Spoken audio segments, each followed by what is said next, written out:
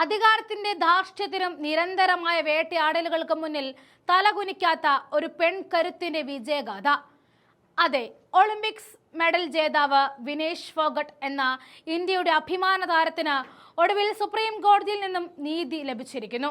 Asian games selection ട്രയൽസിൽ വിനേഷിന് പങ്കെടുക്കാമെന്ന Delhi ഹൈക്കോടതി വിധിയിൽ ഇടപെടാൻ സുപ്രീം കോടതി വിസമ്മതിച്ചിരിക്കുകയാണ്.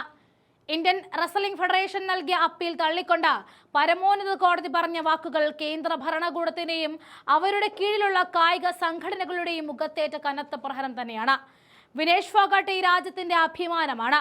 അവരെ തടയാൻ ആകില്ല എന്നാണ് സുപ്രീം കോടതി അടിവരയിട്ട് പറഞ്ഞത്. എന്തുകൊണ്ടാണ് അവർ വിനേഷിനെ നിരന്തരം വേട്ടയാടിക്കൊണ്ടിരിക്കുന്നതിന് പിന്നിൽ എന്ന ചോദ്യത്തിന് വലിയൊരു രാഷ്ട്രീയ മാനമുണ്ട്. അധികാരത്തിനെതിരെയുള്ള ഒരു പെൺകുട്ടിയുടെ പോരാട്ടത്തിന്റെ ചരിത്രമുണ്ടതിന്. കഴിഞ്ഞ കുറച്ചു കാലമായിട്ട് ഇന്ത്യൻ ഗുസ്തി ഫെഡറേഷന്റെ മുൻ തലവനും BJP നേതാവുമായിരുന്ന ബ്രിജ് ഭൂഷൺ ചരൺ സിംഗിനെതിരെ ലൈംഗിക ആരോപണങ്ങൾ ഉന്നയിച്ചുകൊണ്ട് ജന്തർ മന്ദറിൽ സമരം ചെയ്ത ഗുസ്തി താരങ്ങളുടെ മുൻനിരയിൽ വിനേഷ് ഫോഗട്ടും ഉണ്ടായിരുന്നു. രാജ്യത്തിന് വേണ്ടി ചോരയും നീരുമൊഴുക്കി മെഡലുകൾ വാരിക്കൂട്ടിയ താരങ്ങളെന്ന് ഡൽഹിയിലെ തെരുവുകളിലൂടെ വലിച്ചഴക്കപ്പെട്ട കാഴ്ചകളും ഈ രാജ്യം മറന്നിട്ടില്ല. നീതിക്ക് വേണ്ടി ശബ്ദമുയർത്തിയ അന്ന് മുതൽ കേന്ദ്ര സർക്കാരിന്റെയും ഫെഡറേഷന്റെയും കണ്ണിലെ കരടാണ് വിനേഷ്. അവർക്ക് മത്സരങ്ങളിൽ പങ്കെടുക്കാൻ വിലക്കേർപ്പെടുത്തിയും മാനസികമായിട്ട് അവരെ തളർത്തിയും കരിയർ തന്നെ അവസാനിപ്പിക്കാൻ കേന്ദ്രത്തിന്റെ തണലിലുള്ള ഫെഡറേഷൻ നിരന്തരം ശ്രമിച്ചുകൊണ്ടേയിരുന്നു.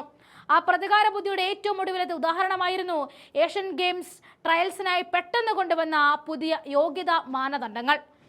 2025-ലും 2026-ലും തിരഞ്ഞെടുക്കപ്പെട്ട ടൂർണമെന്റുകളിൽ നിന്നും മെഡൽ നേടിയവർക്ക് മാത്രമേ ട്രയലുകളിൽ മത്സരിക്കാൻ യോഗ്യതയുള്ളൂ എന്നായിരുന്നു പുതിയ നിയമം.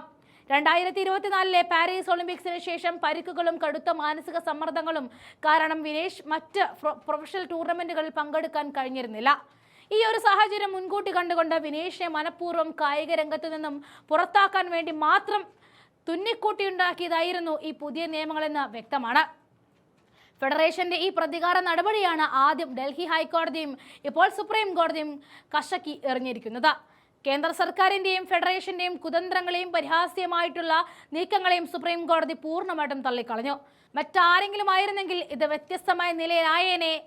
എന്നാൽ അവർ ഈ രാജ്യത്തിന്റെ അഭിമാനമാണ് എന്ന സുപ്രീം കോടതിയുടെ പരാമർശം കേന്ദ്ര ഭരണകൂടത്തിന്റെയും ഫെഡറേഷനെയും ഒരുപോലെ പരിഹസിക്കുന്നതായിരുന്നു. നിയമങ്ങൾ കായിക താരങ്ങളെ വളർത്താനായിരിക്കണം, അല്ലാതെ അവരെ ഇല്ലാതാക്കാനും വേട്ടയാടാനുമുള്ള ആയുധമാകരുത് എന്ന ശക്തമായ സന്ദേശമാണ് കോടതി നൽകിയിരിക്കുന്നത്.